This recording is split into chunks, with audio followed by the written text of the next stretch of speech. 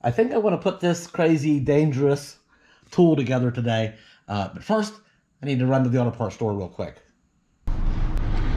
We just made a stop at AutoZone to pick up something for the coachman. It's time to do a little, a not so little job on it. Hello everybody, welcome back. Now, I can't put it off any longer. Well, I can, but I just don't have any good excuses left. If I got all the parts to do that dang brake job, it's not something I want to do. I think that's the last thing I need. Hopefully, that's the last thing I need is the rear brake shoes. It's not a job I'm going to do today. Just getting all the parts together, getting the tools together, the jack out, just getting ready to do it. Yeah, I don't want to. Okay, we are back at the garage, and I already brought these in. What I'd like to do is, I'm not going to do the brakes today, as I said. Yeah, it's a beautiful day out right now, but rain is coming. Look at that blue sky. It's not going to last. I don't want to bring the coachman out here and have it all torn apart and into it, and it's getting too late in the afternoon to start the job today, so it's going to have to wait until the rain passes and dries back up a little bit. So, and that works for me. It's a weather-related delay rather than an excuse. I don't have to come up with. I'd like to get this bench cleaned up before I start the job. I still need to get this wicked old tool out and give it a try before the return window closes on it. We might do that, and also the chainsaw sharpener in that box. I want to get that out and get that chain sharpened up too before we go up to camp again. So we might mess with these things a little bit here to get the bench cleaned up. I already got some stuff out here. I have that. Why is there a timing light in here? I'm not sure why a timing light is in there. But that's that big bad impact. It makes life so much easier getting the lug nuts off, getting the wheels off of the coachman. And under here somewhere, yeah, is that pneumatic jack. So it's a air jack, you know. So that makes jacking it up easier, getting the wheels off easier. I already bought. All I'm gonna do to the front. These are the front pads for it. Brand new front pads. That's disc brakes in the front. Brand new pads. We're just gonna throw some fresh pads on it. Rather than wear them the whole way down and ruin the front rotors. So I'm gonna get some fresh pads. I've put about 7,000 or 8,000 miles on the coachman since I bought it. It had new brakes at that time, but you know, I did some towing. Also, towing the car last season. So there's some wear and tear on their brakes. The back ones are going to need at least one wheel cylinder. Let me get this. Okay, you're gonna need a new wheel cylinder. The one side is leaking, the other side probably not in the greatest shape too. So we're gonna put new rear wheel cylinders on the back, and these should be the 3.5 inch wide brake shoes. Should be. Oh, look at them. Those are not. These are not the right ones. These are not. He got 462. The part number is 452. Are you kidding me? They're not. I knew as soon as I opened the box up, that is not wide enough. No, it's not. All right, so it's gonna be a trip back over to AutoZone to take these back. Wasn't planning on that. I wish I would have peeked inside the box at the store. I normally do something like that, just a quick peek, and I didn't. I could have saved myself a trip out or back in and out again. You know, it's just a little mistake, yet it costs the customer their time and gasoline to make an extra trip. What a pain in the butt. Yeah. So who pays for that? You know, I have to absorb it, right? God, what are you gonna do? We're back, and there it is, 452, not 462. it's a much larger box. Let's move this brake clean out of the way. And these are much bigger shoes. There, now that's more like it. That's 3.5 inches wide, I'll bet. Okay, well, we got the shoes, we got the wheel cylinders, got the front brake pads. Now I need is a time slot after that rain. Yeah, we'll get this job done here soon. That should be the last of the critical stuff for the coachman. That's the only thing is having some brakes freshened up. Should we do this? Yeah, this is for up at camp. Got a couple of saw blades in there. It's like a cordless, rechargeable string trimmer. And it does have a string attachment, but also has these 8-inch, very sharp carbide tip blades for like cutting down little saplings, the tiny trees and bushes and stuff. So that's going to be incredibly useful at camp if it works like as advertised. Let me get the stuff out of this box here. A couple of 2 batteries. I picked this up on Amazon. I don't know what that's for. This must be for... I don't know what that's for. Let's go back to that. Little charger for the batteries. A toolkit. Yeah, I picked this up on Amazon. It's not the cheapest available out there. It's like a step up or two. It's certainly not the best either. I think that's the motor end that the string of the blade goes on, and it's adjustable with a trigger handle here. What else do we have in here? A string, okay, and some strings that got away. And these little blades, ooh, they look like miniature lawnmower blades almost. I don't know what those are for. Oh, it comes with some safety gloves. And oh, that must be what that black thing came out of.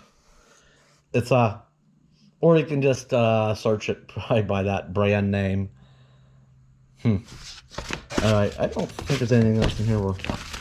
Probably assembly instructions. I don't think I'm gonna need them, but we'll keep them handy just in case.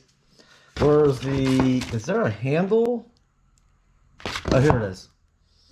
Alright, let me get this get the handle on there. Maybe the guard. Looks like maybe 1 screw holds it on. This can't be too difficult. I'm really kind of anxious to see how the blades are gonna go.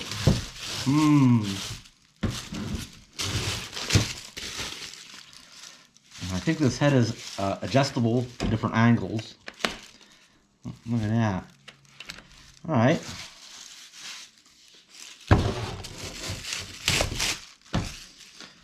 I think it's telescoping. Loosen this up and different lengths. Nice. Because it depends how short or tall you are, or what you're trying to reach with it. And I don't think this tool is ideal for cutting branches. Yeah, I mean, you probably could, but this is a trimmer. It's designed for being used on the ground. For cutting branches, you ought to probably use a chainsaw or pole saw. How's this go? What am I doing wrong here? That ain't. Alright, I had to flip it around on the table a little bit better. Seems like okay, it kind of snaps on and then the extra screw. Maybe this will be a little more rigid than I thought. Still, 1 little screw doesn't seem like. Alright, well, that's easy enough. I think we'll go straight for the blade. Yeah, this thing I think is for the strings. I think it just takes 4. I think you do them like this. Okay. Alright, I could probably do this real quick.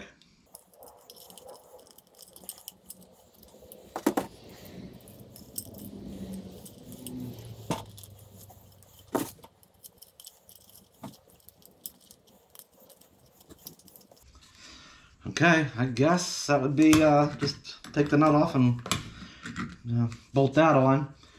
Well, I don't think I'm going to use that a whole lot. I do have a gas-powered trimmer, a good steel brand. I guess I ought to see which way this thing rotates before I put a blade on. You could put, I think you could probably put it on with the teeth facing the wrong direction. I don't know what we're going to try this out on, because the woods down here really doesn't have like a lot of saplings like up at camp. It has the just weeds and big mature trees. There's just not the saplings here. Maybe I'll find a piece of 1x2 or something. Maybe we'll try it out on that. Which way is this going to turn? Put a battery in it. Let's see. These have a little test light thing on them. Well, looks like it's fully charged.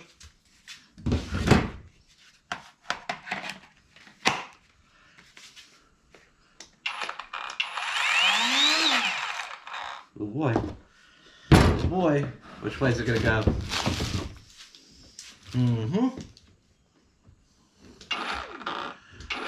Okay, it's going counterclockwise. So we need to put it on that way. So this goes back on here. And then that goes on there.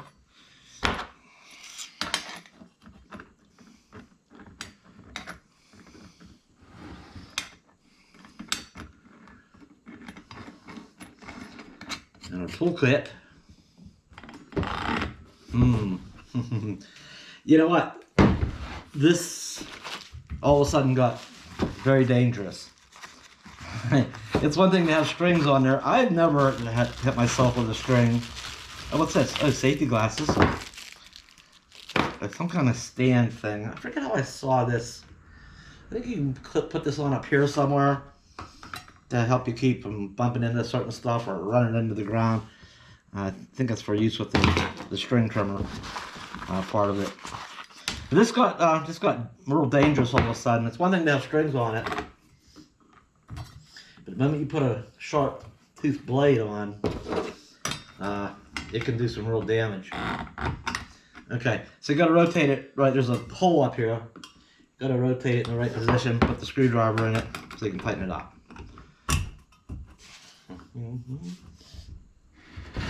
Okay, now it's going to turn the right way. Did I get it right or not? Did I get it right? Let me change this angle a little bit. Let's do that. Did it go the right way? Oh boy.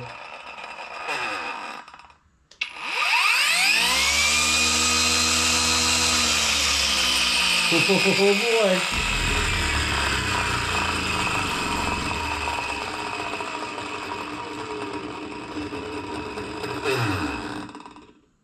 Huh. It's a brushless motor. What can we test it out on? Let's see if we can find something. I should probably put this handle on it too. I have some leftover 1x2s. I guess this will just force it over. And we'll just put this down a little bit. We can always fine tune it and adjust it later. Alright. Maybe I can grab a 1x2 and clamp it to the table here. We'll see it. We'll just say most of them saplings up at camp are, you know, some of them aren't even an inch in diameter, and they do get bigger. But there's so many, and even if this only tackles like the smaller stuff, there are so many that are an inch or less. This would be such a time saver. I have a feeling it'll do easily do over an inch as well. What's going on here? Why isn't my handle tightening? Why isn't my handle tightening? Did I lose something? Oh no.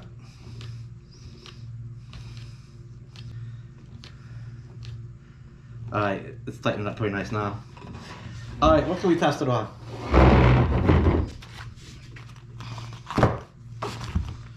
Yeah, I'd be leery about using it overhead. So I don't want to be caught cutting branches with it. It's like I say, that's in an event too that you're cutting something and where to grab and kick. I prefer not to have it like overhead and so. All right, I have one of these 1x2s. They're actually only like 3/4 by 1.5, but that's pretty representative of the size tree I'll be cutting through. I've got a couple of clamps here, a couple of can't twist clamps. I'll clamp it here really good, and maybe we'll just kind of zing a couple of, just see how it does.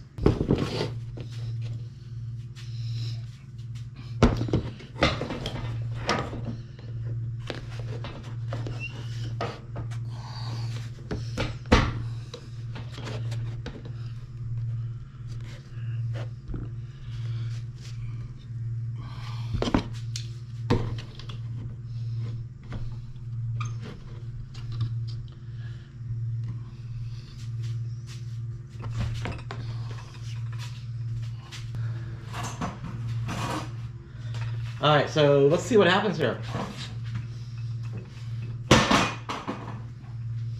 All right, let's see what happens.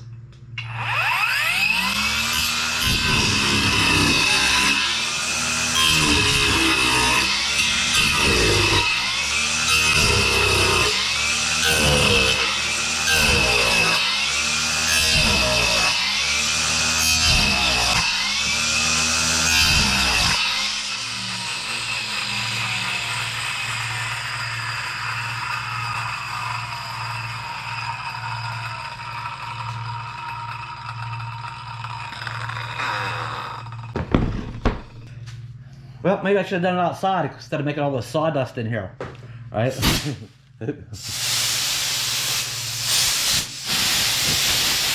Maybe I should have opened up the door when I did that.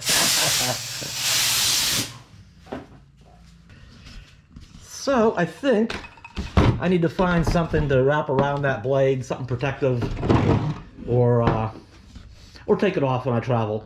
I think I'm ready to throw this thing in the van for our next trip up to camp. I think I'm gonna wait and mess with the chainsaw thing. Seeing it's supposed to be raining tomorrow, I think I'll clean some of this mess up and get it set up and read the setup instructions. That's kind of fussy business, setting that up to sharpen that chain. I think I'll sit down and maybe I will actually read up on the operating manual on it. Although I've seen them used before, I get the idea. I probably don't need to, but like I say, it's gonna be a rainy day tomorrow. Maybe I'll come out in the garage and hang out for a while and get that chain sharpened up. And what can I put? See, now I need like a little box or a little pouch thing like I have for that little tool. Maybe that's what I'll do, is I'll pick up go to Lowe's or Walmart or find a little tool bag to keep this stuff in, the kit for this. But yeah, I think it'll work. All right, it's gonna be about dinner time, and then the rain's gonna be moved in, I think, around 8 o'clock. So I need to take a walk around here, actually, make sure things are put away. I gotta put the tractor away. It's supposed to be possibly heavy thunderstorms, heavy rainfall.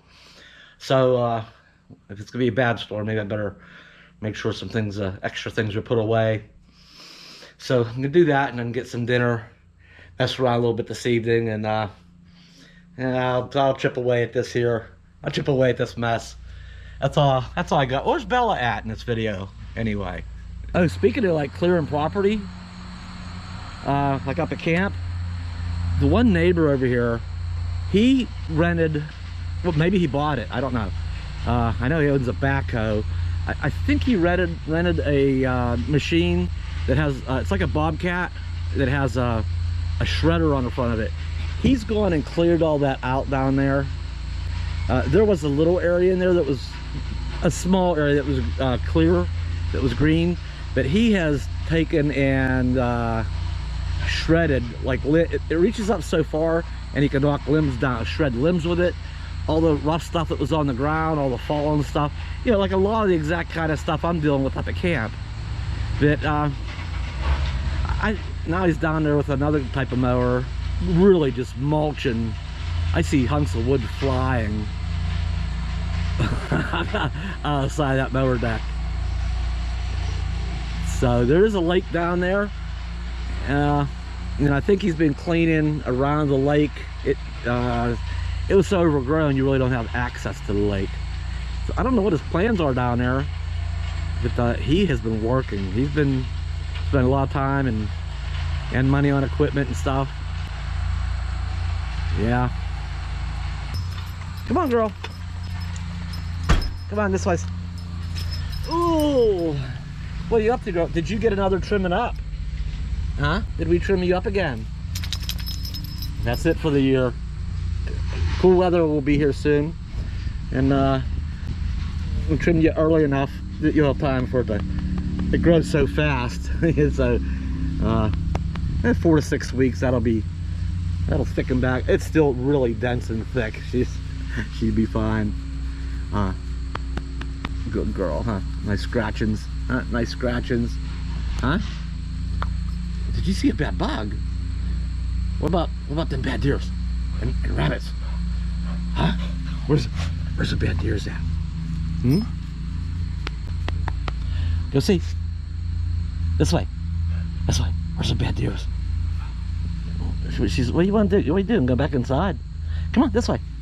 Where's the bad deers? Get him. Get him. Who's there? Who's there? Where's that bad deers? Go see. Go see. Geez, I don't feel like it. I was napping and you bothered me. Okay, like I say, I gotta go around, make sure some things are put away this afternoon and get some dinner. Call it a day soon. All right, I'll see you soon.